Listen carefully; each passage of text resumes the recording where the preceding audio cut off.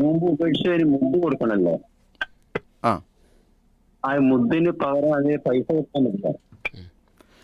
അതായത് നോമ്പ് ഒഴിവാക്കി കഴിഞ്ഞാൽ അതിന് ഫിദിയ, നമ്മൾ ആ ഒരു വാക്ക് പഠിക്കും, ഫിദിയ എന്നുള്ളൊരു വാക്ക് ഉപയോഗിക്കുക. മുദ്ദ് എന്നത് ഒഴിവാക്കുക, 2 മുദ്ദാണ് കൊടുക്കേണ്ടത്.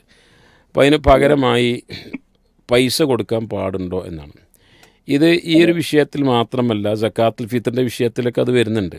ഇപ്പോൾ നബി സല്ലല്ലാഹു അലൈഹി വസല്ലം എവിടെയൊക്കെ ഭക്ഷണമായി കൊടുക്കണം എന്ന് പറഞ്ഞോ അത് ഭക്ഷണമായി തന്നെ കൊടുക്കുക, എവിടെയൊക്കെ ക്യാഷായി കൊടുക്കണം എന്ന് പറഞ്ഞോ അവിടെ ക്യാഷായി കൊടുക്കുക. അതിനൊക്കെ എന്തെങ്കിലും ഒരു ഹിക്മത്ത് ഉണ്ടായിരിക്കും.